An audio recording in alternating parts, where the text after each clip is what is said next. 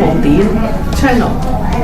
喺呢度呢，我哋會不定時同大家分享啲資訊嘅。一年一度嘅敬老護老愛心券籌款活動又嚟啦！中心每年都會參與呢項活動嘅，為本會非政府資助單位籌款，發展長者服務。活動只要向社會各界人士義賣發售愛心券，每張定價港幣20蚊。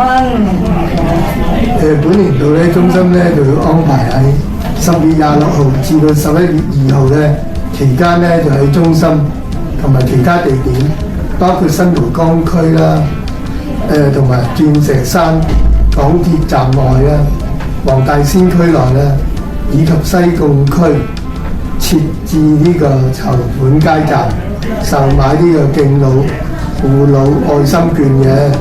咁誠邀大家到時到中心或者街站購買愛心券，咁愛心奉獻，共襄善舉啦。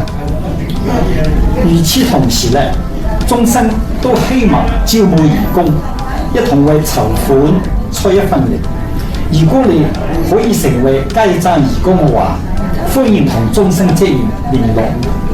而且今年中心咧都舉辦愛心匯聚新蒲崗嘅活動，日期就係11月2日星期日，時間就係上午10時至下午4時。當日喺中心咧舉行愛心義賣、慈善 DIY 工作坊、攤位遊戲、精彩節目，歡迎大家喺中心參與。而當日咧，同場咧仲設有呢個花心思咧剪光彩嘅同學日，由職員同埋呢個長者義工咧合力咧帶領免費嘅花藝工作坊、彩繪工作坊同埋光雕工作坊，咁讓大家咧體驗到藝術創作嘅樂趣嘅。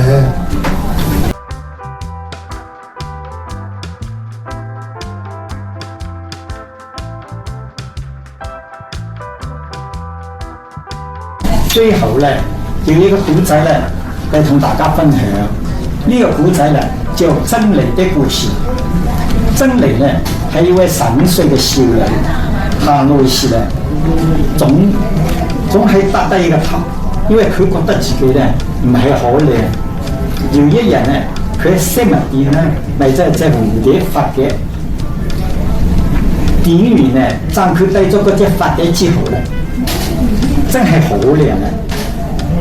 真係唔係好相信，但係好開心，自然啊就抬起頭嚟啦。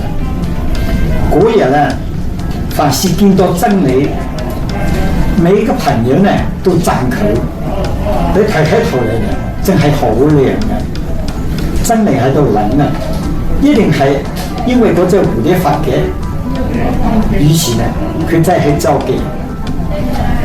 髮嘅嗰陣髮嘅唔見咗喎，真理呢就諗起啦。嗰日就出飾物店嗰陣時呢，俾人撞咗一下，可能就係嗰陣時呢就唔見咗嗰隻髮嘅。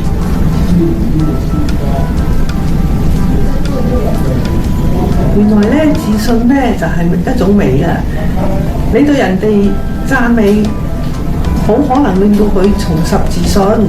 真理抬起頭後咧，變得更加美麗，唔單止係外貌變咗，也是一種肯定自我肯定嘅。希望大家多啲稱讚別人，而自己都要保持自信。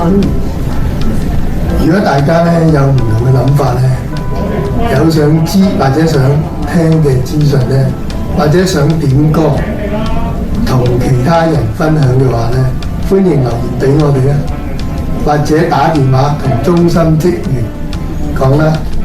今次就去到咁多先啦，大家拜拜。